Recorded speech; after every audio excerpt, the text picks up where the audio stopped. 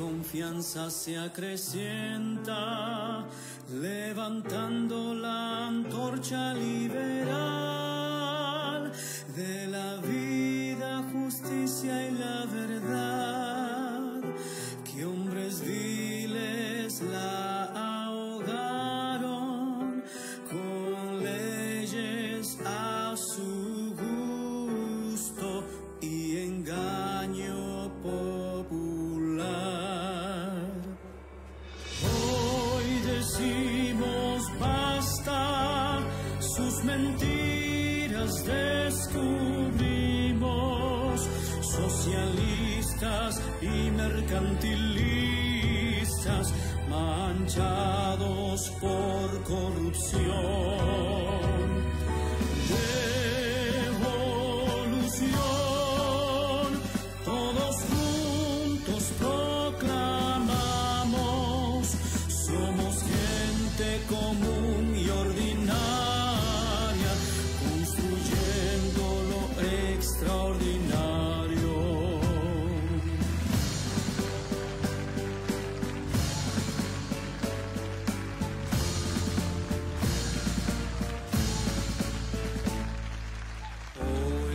Mi patria se levanta y este cambio se logra con aquellos que respetan la vida y la dignidad. Muy buenas noches, queridos amigos. Les saluda José Luis Tapia desde el Partido de Evolución en este programa de Evolución Responde de todos los martes a las 7 de la noche. Le dedicaremos a contestar las interrogantes que nos llegan de las bases devolucionarias. Así que vamos a dar inicio a nuestra contestación de esas interrogantes que nos mandan gente que está muy conectada con nosotros y que quieren aprender más del liberalismo clásico y por supuesto de la propuesta que tenemos nosotros desde el partido, ¿no? Para transformar al país en un país capitalista. Bien, entonces comencemos con la primera pregunta que nos envía Andrés Celis. Son 13 preguntas, por eso hemos marcado de 1 a 13.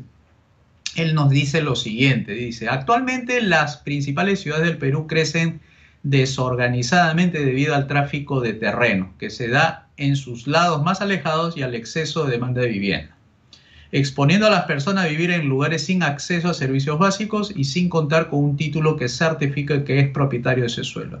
¿En qué medida las 5 reformas contribuirían a solucionar este problema? A ver, eso de la desorganización que señala André, eso es porque hay una ausencia justamente de lo que nosotros decimos de la institucionalidad. Es decir, cuando las reglas de juego son injustas y no son predecibles en el tiempo, entonces las personas toman decisiones erradas o decisiones que tal vez le compliquen más la situación y que tengan que vivir pues en unas zonas, como él señala, de manera desorganizada, donde hemos visto en Lomo de Corvina, hemos visto en el Morro Solar, cómo se han ido acampando personas buscando propiedad, buscando un lugar donde vivir.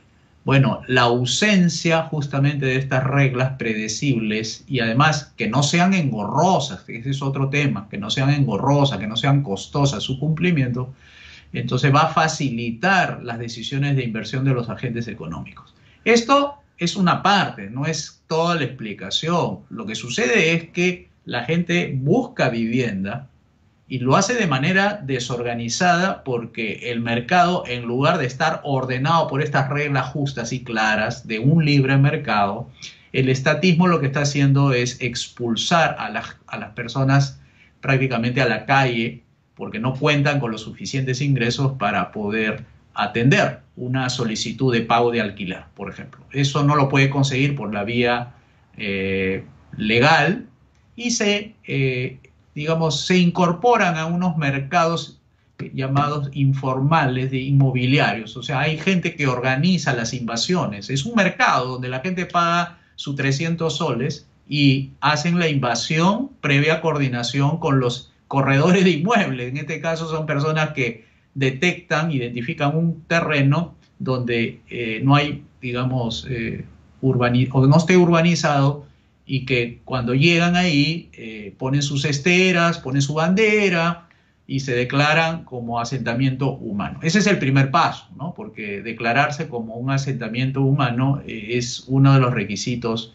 Primero, tener la posesión del dominio de la tierra, del predio, y eso se obtiene con la posesión física. Ahora, puede ser privado, puede ser estatal. Hasta lo que nosotros sabemos es estatal. O sea, nosotros, por nuestra forma de ver del problema, el tema de la invasión de terreno en propiedad estatal nos parece que no perjudica a ningún privado, sino que el gobierno, como ha declarado zonas intangibles, entonces seguramente esas leyes malas que no permite el acceso a un mercado más amplio genera este tipo de situaciones.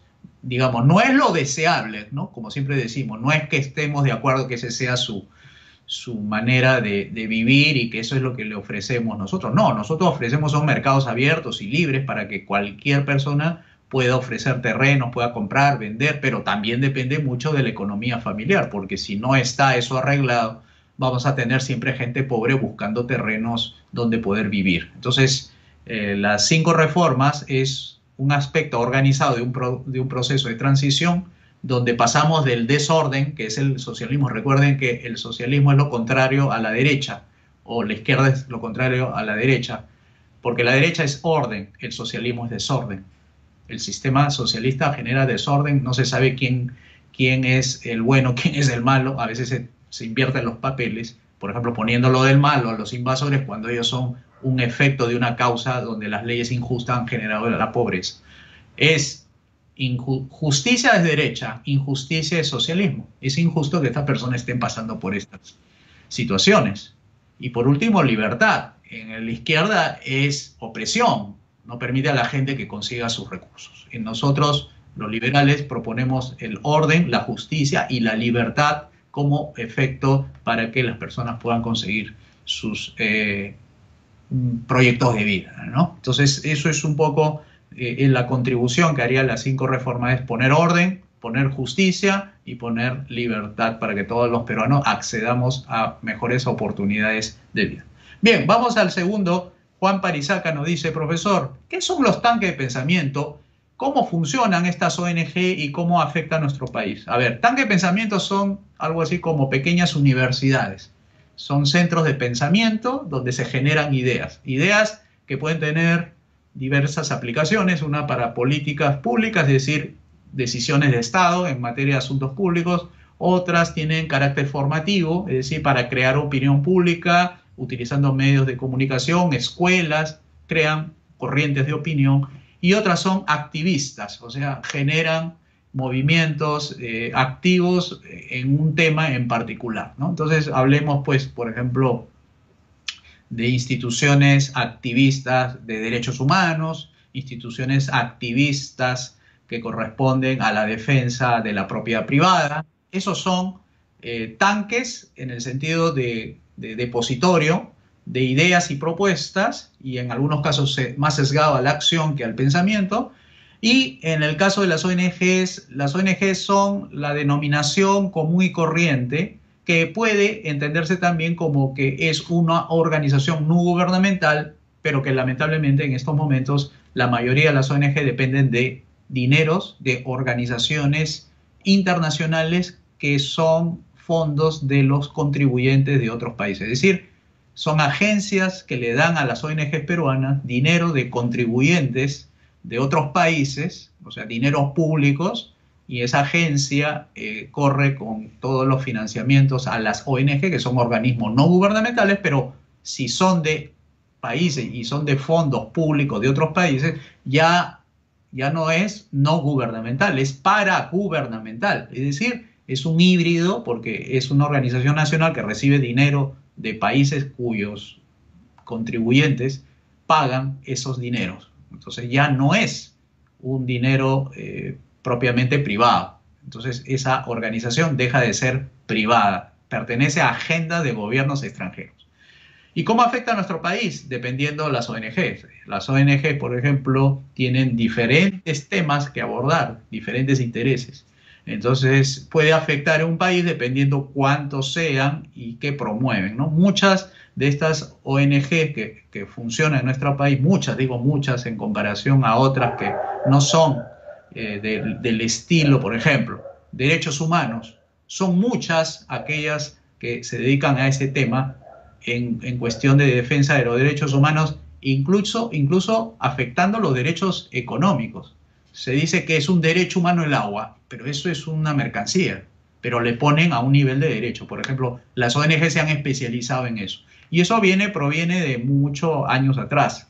Son agendas políticas, finalmente. Eso hay que decirlo. Son agendas políticas y detrás de los dineros hay agendas particulares o puede ser globales. Hay un caso bien conocido, el de las mineras. ¿Por qué hay tanta resistencia en Cajamarca por aceptar la minería? Porque las ONG que financian estos movimientos de personas que salen a las calles a protestar han hecho un trabajo directamente en esa región. Y son ONGs que han sido financiadas por otras ONGs del extranjero cuyo dinero lo recibe de los principales sindicatos mineros. ¿Y por qué los sindicatos mineros financian a una ONG nodriza internacional que con esos dinero le financian a las ONGs que generan conflictos entre personas o comunidades y centros mineros? Porque los sindicatos son parte de la competencia internacional. Imagínense que Perú aprovechase totalmente sus proyectos mineros en Cajamarca. Le harían competencia a los sindicatos mineros, por ejemplo, de Canadá. Esos sindicatos, para no perder sus trabajos por la vía de la competencia, financian a una ONG internacional para que le traslade dinero a las ONGs peruanas, entre comillas, y hagan conflictos para que no prosperen estos yacimientos mineros que le harían competencia a los canadienses. Esa es la razón, por eso hay intereses económicos y políticos detrás. O sea que muchos de las actuaciones de las ONGs en nuestro país han conducido a estos conflictos ambientales, de derechos humanos, porque son agendas, de alguna manera, de gobiernos encamuflados en agencias de desarrollo que han contribuido al desorden, la injusticia y digamos, el freno del progreso. Por ejemplo, caso de la minería, que he puesto uno de ellos. 3. En el caso de Jimmy Salazar, dice, ¿cuál es la propuesta del Partido de Evolución para acabar con la corrupción y casos similares a la de Odebrecht? Por ejemplo, ¿se reforzaría lo decretado por PPK? Es decir, ¿o se tomarían otras medidas? Nosotros estamos hablando de acabar con la corrupción, acabando con la discrecionalidad, bajando la extorsión estatal a los privados. Y eso se baja con reduciendo el poder de toma de decisión de cualquier funcionario público. ¿En qué? En áreas que no deberían estar incluidas. ¿Cuáles? Todas las que son de mercado, ¿no? Educación, salud, deporte, cultura, etcétera. O sea, hay muchas actividades gubernamentales que tiene discreción, que si quiere te da o no el permiso, si quiere te da o no la autorización, si quiere te da o no el pase para que tú puedas realizar actividades económicas. O en el otro caso, cuando son licitaciones públicas, hay espacios para que negocien los privados con el Estado. Nosotros creemos que eso primero tiene que disminuirse. Las empresas dedicadas a la construcción tienen que ver, la mayoría de las empresas, que para ganar, dedíquense a proyectos privados.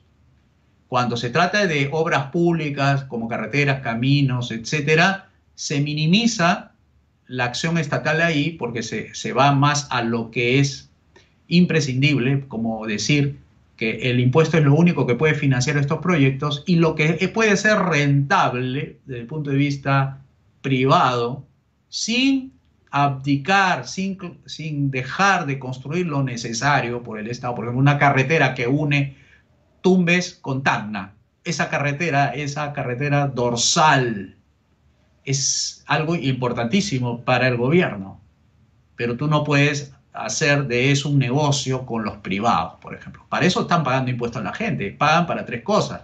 Pagan para la justicia, la seguridad y para que tengan buenas carreteras que conecten los diferentes puntos principales. Ahora, pueden haber carreteras por ahí menos importantes que puedan ser rentables, sí, y ahí lo determinará el gobierno. Sin embargo, pero no es negocio, para que conozcan bien nuestra propuesta, no es negocio del Estado hacer negocio con los privados. Esa no es la idea. Esas alianzas públicas privadas son mercantilistas. Es decir, le estás poniendo el dinero para solventarle a ellos por no actuar en un mercado privado. Entonces, buscan la facilidad de llegada hacia el gobierno para que las obras públicas puedan ser su negocio, digamos, su nicho de mercado, si no, no habría posibilidades de que exista. Entonces, eso hay que quitar mucho de la mentalidad de los empresarios que se dedican a la construcción. El Estado no está para dar negocios a los privados. Si el Estado quiere construir algo porque es una necesidad, es un interés público, lo hará y convocará a licitación pública internacional, donde todos concursen, tanto nacionales como extranjeros. Pero si se trata de un aeropuerto privado, porque hay avionetas de los empresarios que se quieren conectar, no sé, ciudades con el Perú y tienen que construir un aeropuerto para hacer aterrizar sus avionetas privadas, eso no puede financiar ese aeropuerto el gobierno, eso es un asunto privado. Igual los puertos, esos que sirven para que los yates de la gente más pudiente puedan colocar sus embarcaciones, eso no tiene por qué construirlo el Estado para que ellos embarquen. Eso tiene que ser con dinero privado. A eso nos referimos con obras públicas de interés privado, con obras públicas de interés público, ¿no? Que es diferente. Bien, nos vamos a la siguiente, la número 4, dice Vargas Javier. ¿Cómo se realizaría la propuesta de privatización de las universidades? Porque nosotros entendemos perfectamente cuál es el objetivo, pero no cómo explicarle a los ciudadanos que defienden las nacionales, porque supongo un mayor nivel de prestigio. O sea, creo que lo que está diciéndonos Javier Vargas es que hay universidades en estos momentos muy prestigiosas, como la UNI, por ejemplo, la Universidad Nacional de Ingeniería, dice, pero está funcionando bien, se forman buenos ingenieros, tenemos ahí un buen referente donde sí funciona el Estado, que incluso mejores ingenieros salen de la UNI que de otras universidades. Esa es la realidad, efectivamente, pero eso no significa que esa sea la justificación para tener universidades estatales. Porque si esa fuera la argumentación, que porque lo hacen bien, debe seguir en manos del Estado, entonces las privadas que también hacen bien algunas cosas deberían ser de propiedad estatal. Y eso no es la idea. Que le salga bien, le salió bien, pero no es porque su naturaleza del gobierno sea la de administrar universidades.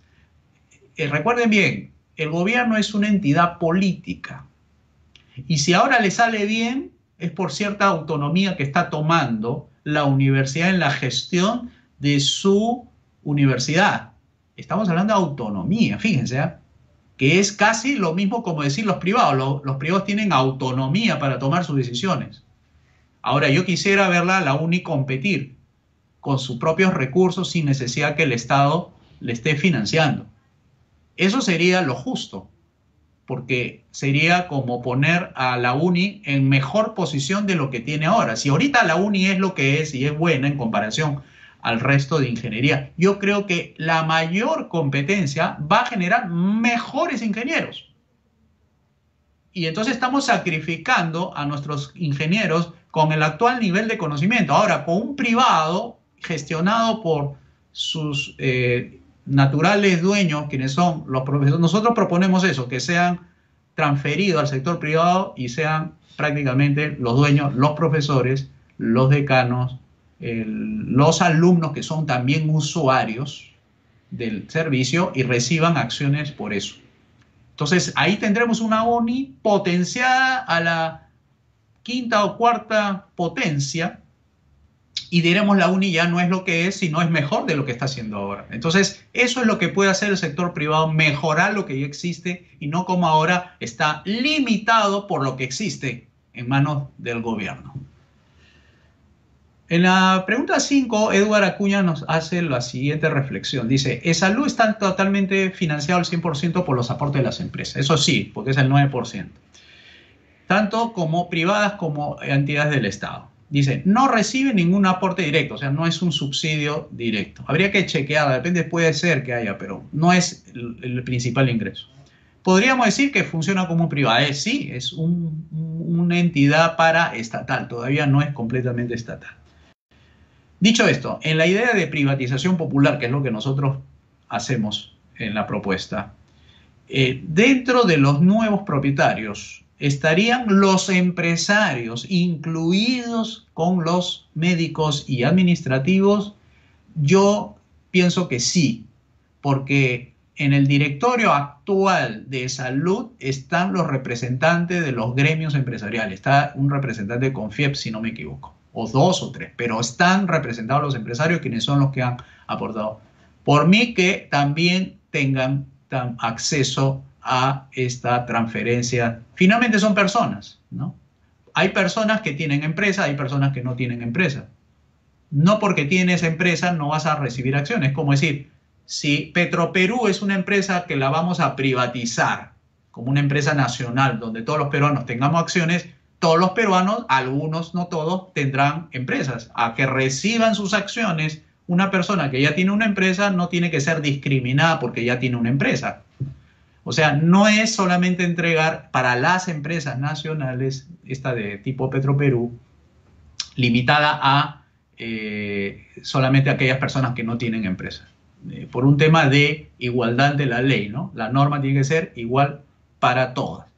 En nuestras privatizaciones, más bien de universidades, sí están contemplados el hecho de que los propios operadores y los usuarios sean los que manejen esas universidades por razón de conocimiento de mercado. Claro que ahí pueden haber otros criterios mejores, sí puede haber, pero hasta ahora nos mantenemos en la idea de que la privatización tiene que ser popular, para el pueblo, no para llenarle el dinero al gobierno, producto de la privatización de una venta directa de empresa a gobierno a empresa, y recibe solamente el dinero el gobierno y la empresa recibe el activo. No, nosotros hemos cambiado ese esquema y nosotros estamos promocionando que sean las personas las principales beneficiarias. Así podemos defender mejor la privatización y no como la de los 90 con Fujimori y compañía, donde arreglaron para que sean monopolios en lugar que hubiera libre competencia. Ese es el gran error del consenso de Washington y de las privatizaciones de los 90, haber hecho privatizaciones tramposas, ¿no? Privatizaciones sucias. Nosotros vamos a hacer privatizaciones limpias. Bien, seguimos con la siguiente. Dice Nicole González, soy estudiante preuniversitaria, me gustaría saber cómo se aplicaría la privatización a la educación en el caso de las universidades públicas. ¿Cómo se lograría mejorar la educación superior en el capitalismo liberal? Primero, por la libre competencia. Segundo, porque el gobierno ya no va a intervenir. Eso es una restricción fundamental. Cuando el gobierno interviene, no genera los rendimientos necesarios para que todos destaquemos. Siempre hay regulaciones que impiden que nosotros seamos mejores de lo que somos. ¿Por qué? Porque hay una serie de controles que el gobierno, para que no salgan de su esquema de supervisión, entonces pone una serie de condiciones y requisitos. Entonces ese es el primer paso, liberalizar el mercado, desregularlo, abrirlo, luego privatizarlo estatal para que se ponga en igualdad de condiciones con el privado, luego achicar al Estado para que no haga torpezas y medias a la hora de trabajar en pos del bien común, es decir, en temas de justicia, seguridad y obras públicas, y las universidades entonces estarán en capacidad de ofrecer lo que ahorita no pueden ofrecer, porque las universidades públicas hay de las buenas, hay de las regulares y de las malas. Bueno, hay que nivelar el piso. Ese piso está yéndose hacia abajo. Entonces, las universidades privadas, que también hay malas, regulares y buenas, la libre competencia lo que hace es elevar el piso para que los que estén abajo puedan subir. Porque como ustedes saben, la SUNEDU, el Ministerio de Educación y todos los permisos y todas las regulaciones, los impuestos y todo, desmotiva mucho, desalienta mucho para que se aproveche el capital humano en su máximo rendimiento. Entonces, esas universidades públicas pueden dar más siendo privadas, porque ahorita el gobierno no se dedica a hacer bien sus cosas. Si no lo puede hacer bien en la seguridad, algo tan importante, menos lo va a hacer en las universidades, y eso es evidencia no tenemos buenas unidades, no están en las mejores, top de las mejores en el mundo, no aparecen ni siquiera entre las 500 a nivel mundial, o sea, estamos mal. Solamente algunas privadas peruanas figuran dentro de las 500 según el ranking de Shanghái, ¿no? Elías Straver nos dice, para inscribir un partido en el Perú se tiene que recurrir a lo malo. Ya se ha visto cómo agrupaciones políticas van a diferentes entidades o asociaciones, iglesias, comprar firmas, no hay otra forma, dice él. Si me equivoco, díganmelo, pero por eso es lo que se ve. ¿Cómo haría el Partido de Evolución para inscribirse? Recordemos que se rumorea gracias al plan de gobierno de Castillo liderado e inspirado por Cerrón, que es un comunista al 100%, que se nos complicará más la cosa. ¿Nos explicaría sobre esto, por favor? ¿Cuál es su análisis y cómo hacer para la inscripción del partido? Bueno, nosotros estamos en estos momentos primero, estamos estructurando la organización. Estructurando significa enraizando mucho el proyecto en las personas para que dentro tanto de su concepto de lo que es la organización, como su desarrollo hacia afuera de la organización, o sea, la persona con la organización hacia afuera, se vayan generando procesos y estructuras. ¿Qué significa procesos? Los procederes, los procedimientos de desempeño individual cuando tú perteneces a una organización. Entonces, ese procedimiento más la institucionalidad, es decir, que el juego, las reglas de juego internas que tiene el partido se vayan adecuando para las reglas externas que nos solicita la autoridad. Ahora nos dice Elías, sí, pero hay mucho de complicaciones para sacar firmas porque hay que pagar gente y además tenemos que recurrir a formas tal vez no éticas o tal vez a posiciones un poco que compromete la integridad de los integrantes, digamos, para no ser tan redundante, del partido. Nosotros no vamos a entrar en lo que se llama la corrupción, ya lo hemos dicho.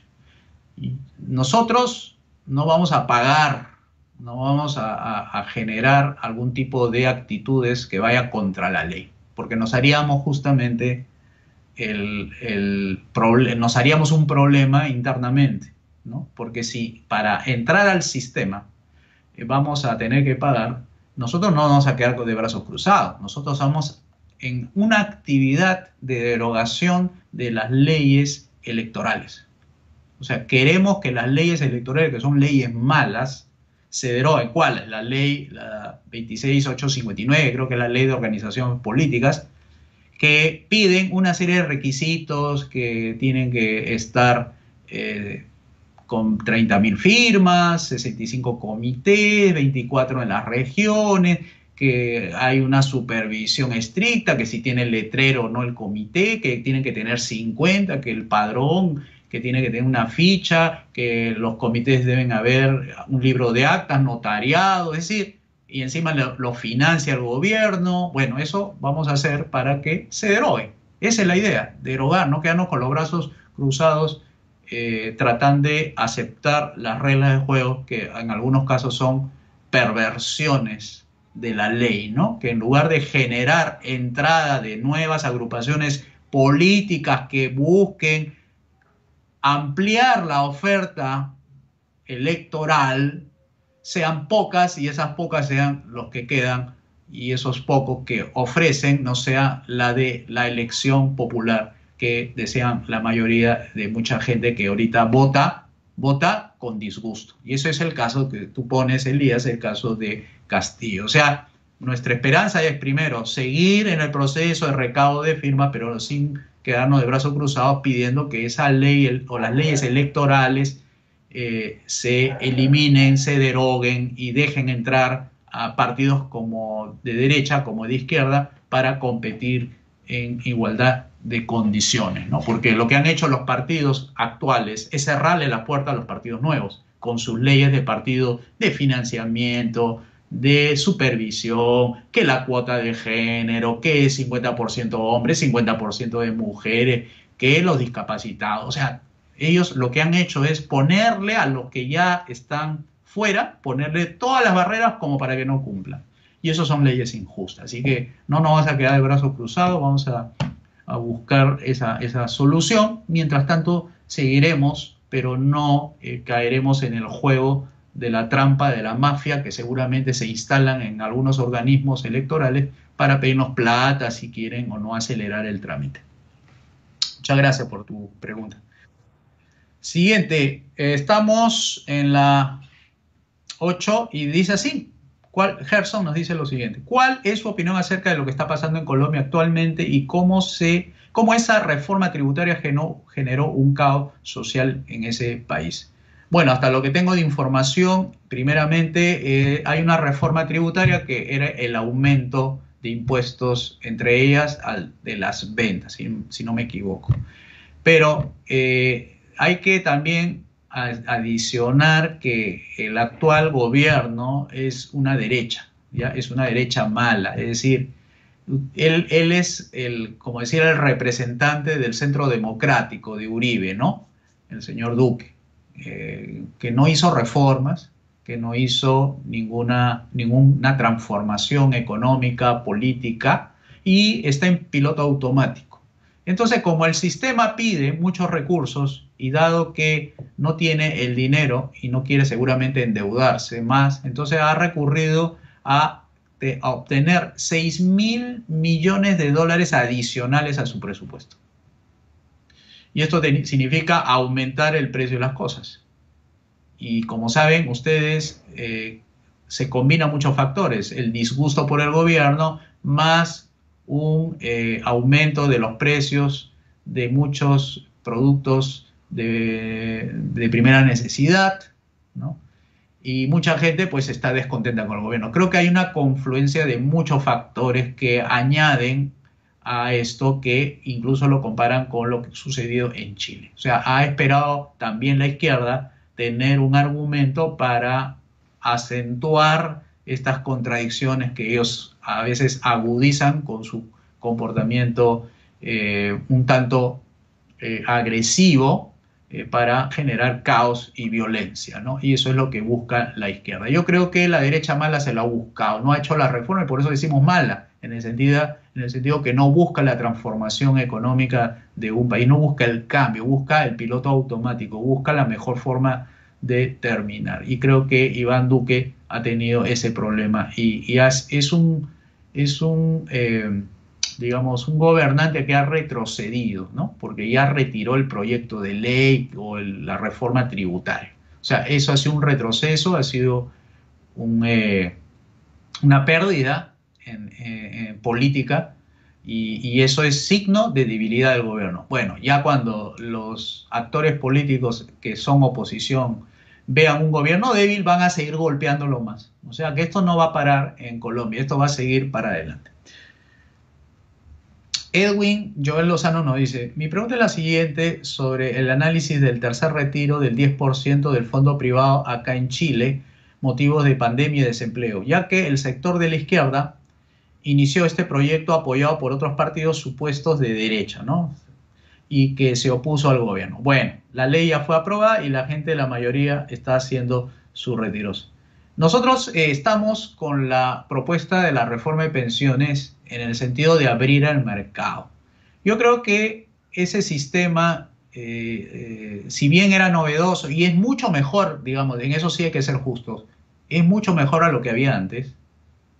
Sin embargo, hacer reforma de pensiones y no hacer otras reformas necesarias que vayan dándole más ingresos a las personas, el desencanto luego viene cuando, una vez que entran en jubilación bajo este sistema privado, mejor que el estatal, no sea en los montos que prometieron los creadores e impulsores del sistema privado de pensiones. Por eso que, además de la pandemia, porque la pandemia no es el causante de la crisis económica, sino la cuarentena es la causante de la crisis económica, por los datos, ¿ah? No estoy siendo ideológico, sino por los datos. O sea, ¿cuántas personas hospitalizadas hay sin trabajar? Y eso que esas personas, que son, en Perú es 15.000, y somos 33 millones, 15.000 no te puede destruir la economía el 10%, ¿ya? O sea, 15.000 personas no te puede destruir el 10% de la economía, ¿ya? Con eso es suficiente.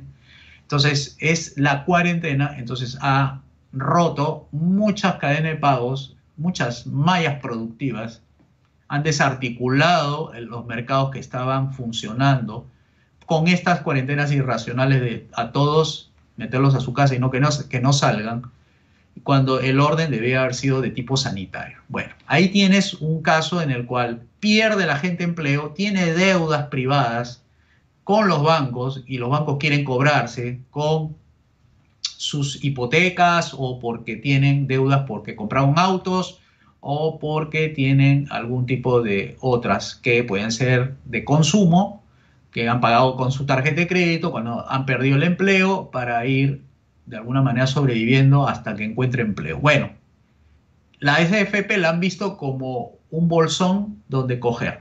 O sea, si bien es para el futuro, pero el sistema privado ha sido conceptualizado como un fondo intangible. O sea, nadie se mete con el dinero que manejan las AFPs. Eso para nosotros es injusto. Porque alguien que ha puesto su dinero y que de su propio esfuerzo no puede estar limitado por una ley para que no pueda retirar. Es decir, le estás expropiando sus facultades y su libertad de decir de su dinero. Ese es el problema con el sistema privado, porque el sistema justamente ha sido diseñado por personas y no es mercado. Nosotros proponemos la reforma de las pensiones para restituir el mercado y sean las personas que voluntariamente ahorren para su vejez, acompañado de las otras 4 reformas que son necesarias, que es la política, la económica, la educativa, la de salud.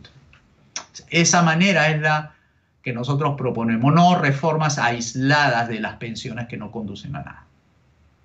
Bien, vamos a la siguiente. Dice Pedro Aguilar, aquí va mi pregunta, profesor. Tal vez no sea relevante, pero agradecería mi respuesta a mi pregunta. ¿El Partido de Evolución concuerda en todo sentido con la escuela austríaca o hay alguna propuesta en el cual se pueda diferenciar? Y si lo hubiera, ¿cuál sería? Bueno, ustedes saben que dentro de la escuela austríaca hay muchas tendencias, ¿no? Dentro de las tendencias que no concordamos por la parte política es eso de privatizar, por ejemplo, la justicia, privatizar la seguridad interna e incluso hasta las Fuerzas Armadas. Por ejemplo, en esas propuestas políticas de algunos integrantes, digo uno de ellos, a ver, Hans Hermann Hoppe, que habla de una monarquía para restituir el derecho a la libertad, a la justicia, a los libres mercados. Entonces pone ejemplos en su libro sobre la democracia, como Mónaco, ¿no? Pone así, o Liechtenstein, o sea, pequeños ejemplos de cómo se puede hacer algo más grande a partir de esas pequeñas experiencias, ¿no? De monarquías. Por ejemplo, hay otro ejemplo sobre ese caso, en San Marino también pone ejemplos así, ¿no? Por ejemplo, en esas ideas políticas sí no estamos de acuerdo. Por más escuela austríaca que pueda ser, creo que no todo es Mises y Hayek para poder defender la libertad. Yo creo que hace su aporte en la parte del libre mercado muy bien, Rothbard muy bien con el caso del sistema de patrón oro, muy bien, Mises con la defensa de la institucionalidad económica del libre mercado, pero ya yendo a propuestas políticas, de ofrecimiento político, ya no estamos muy de acuerdo. O sea, en la parte política, propiamente dicho, como hablar de monarquías y cosas por el estilo, ¿no? O sea, no hacen, salvo por ahí he visto algo, sí me parece bastante importante, la de Tomás Di Lorenzo, por ejemplo. Él hace mucho análisis de el emprendedurismo en la política. No del tipo public choice, sino del tipo austriaco. Ese sí me gusta, por ejemplo, porque habla ya de cómo descubren nichos de mercado los políticos para poder entrar con sus propuestas segmentadas sobre cuál es la oferta más conveniente para esos segmentos, sin hacer una generalización, como una mercancía, ¿no?, diferente según los mercados. Por ejemplo, él tiene más de la escuela de Virginia, o sea, hace una exploración con la escuela institucionalista de Virginia. Por ejemplo, esa es interesante, esa investigación que hace el profesor Tomás Di Lorenzo de la St. Loyola College. Alexander Dávila nos dice, ¿qué opinan de lo que está pasando en Colombia? Bueno, lo contestamos, el problema de Colombia es un problema de una falta de perspectiva de la gente de una mejora económica. Y más se acentúa cuando propone impuestos. Y esos impuestos se vuelven abusivos cuando no encuentra retribución o encuentra que es un desperdicio. Porque nosotros, los liberales clásicos, no estamos en contra de los impuestos, sino de los impuestos excesivos. Porque los impuestos excesivos son un robo, porque sostienen burocracias en educación, salud, cuando no deberían estar acá. Deberían estar ¿en dónde? Concentrados en justicia, seguridad y obras públicas. Porque si no hay esos financiamientos en esas tres que he mencionado, entonces se vuelve anárquico y ahí toman el poder los paramilitares o ejércitos privados o los narcotraficantes, se apoderan del poder y pueden someter a la población a dictaduras privadas, ¿no? Y la penúltima dice, hola, no tengo claro si Colombia es de izquierda o de derecha, pero lo que sí sé es que fue una jugada estatista y al final los impuestos son un robo. Efectivamente es de derecha, una derecha mala, tipo mercantilista, sin hacer reformas, por eso la izquierda se lo come con zapato y todo a Iván Duque, ya lo puso contra la pared, retiró el proyecto de reforma tributaria, ahora está más debilitado, por tanto no creemos que sea un buen gobierno al finalizar. Creo que le está abriendo las puertas a Petro, el ultraizquierdista en Colombia. Y que son un robo los impuestos, sí, cuando en el estatismo cualquier impuesto que ponga es robo, pero no es robo en sí mismo el impuesto cuando sirve para financiar actividades del Estado en justicia, seguridad y algunas obras de infraestructura. Y para terminar, Martín Rodríguez me hace cuatro preguntas exactas. Dice, el dólar seguirá subiendo hasta el día de las elecciones siempre que las encuestas demuestren que es una posibilidad Castillo que salga ganador. Si hay una eventualidad que sea al revés, entonces el nerviosismo bajará y la gente ya no seguirá comprando dólares. En el aspecto económico, ¿qué debemos hacer si gana Castillo? ¿El retirar el dinero a los bancos, no comprar nada, solo comida en casa? Sí. Si va a salir Castillo, si ya ven que faltando 3 días es imposible que remonte ahí Keiko Fujimori, yo diría que hagan liquidación de cuentas, saquen el dinero y transfiéranlo a cuentas bancarias en el exterior, porque lo primero que va a hacer el gobierno de Castillo, sabiendo de que hay una fuga de capitales, es hacer corralito, como dicen en Argentina, o sea, cerrar toda posibilidad que la gente pueda cobrar en dólares, ¿ya? Eso es lo primero que va a hacer, va a expropiar, eso es congelar, no permitir que la gente retire su dinero, se llama expropiar, es apoderarse del gobierno y eso es robo. Así que si ven que ya la cosa esté echada, faltando pocos días, háganlo de una vez. No esperen que el tipo de cambio suba demasiado como para que se vuelva caro y al final digan, bueno, he comprado 2 o 3 veces más de lo que debe haber pagado. Así que retiren el dinero de los bancos y claro, esto es momentáneo, ¿no? Tampoco nosotros estamos pensando que Castillo se vaya a quedar en el poder siempre. No, nosotros pensamos más bien que no tiene colchón, no tiene apoyo político como para que desarrolle un Cuba o un Venezuela. Hay muchas fuerzas sociales que no son políticas, ojo, no son políticas, pero tienen expresiones políticas, no son partidos, pero tienen expresiones políticas que no van a permitir que fácilmente se la lleve Castillo. Así que no creo que Castillo tampoco acabe su gobierno, como tampoco Keiko Fujimori. O sea, decir que Keiko va a ser la salvación tampoco es cierto, ¿ya? ¿Qué parte del plan de gobierno de Keiko es el más apegado y qué punto de su plan es el más alejado del proyecto Las 5 Reformas? En la parte que creo yo, ella refuerza mucho en el tema de la seguridad. Creo que ella sí está muy claramente identificada con el rechazo al terrorismo. El rechazo a un comunismo como una expresión violenta. En eso estamos de acuerdo. ¿Y qué es lo que nos aleja de su punto? La parte económica, ¿no? Cómo desarrolla, cómo salir del problema económico. También la parte política, no quiere hacer reforma del Estado, quiere crear viceministerios, quiere ayudar con más fondos estatales. Entonces, no veo una perspectiva de cambio, como ella dice, ¿no? Yo creo que es populista porque quiere ganarse a la gente de abajo, no sabe cómo ganarse a la gente, entonces cree que dando más dinero, dando 40% de cano, es la solución real de mediano y largo plazo. Cuarto, hay posibilidades reales de que el Partido de Evolución ingrese un eventual... de que va a ser difícil porque nos van a dar un año, porque en el 2022 calculamos en noviembre, cuando sean las elecciones regionales, tenemos un año para hacerlo. ¿Hay gente? Sí hay gente. Pero también es cierto que la gente así nomás no se afilia, sino puede hacer adherencia, pero no necesariamente quiere pertenecer a un partido. Esa es la parte más difícil. Pero bueno, si nosotros supiéramos que va a ser imposible, no lo haríamos. Pero nosotros pensamos que es posible, por eso seguimos y mantenemos el espíritu todavía de seguir adelante recolectando firmas.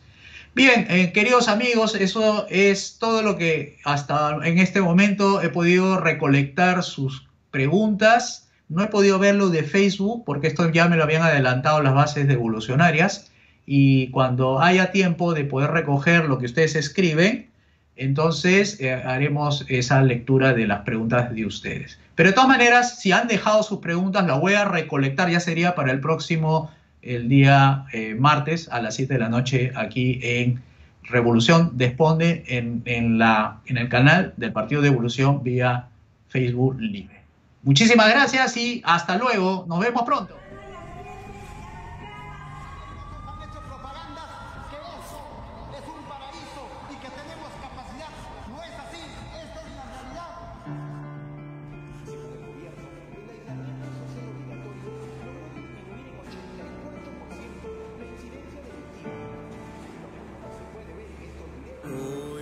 Confianza se acrecienta, levantando la antorcha liberal de la vida, justicia y la verdad, que hombres viles la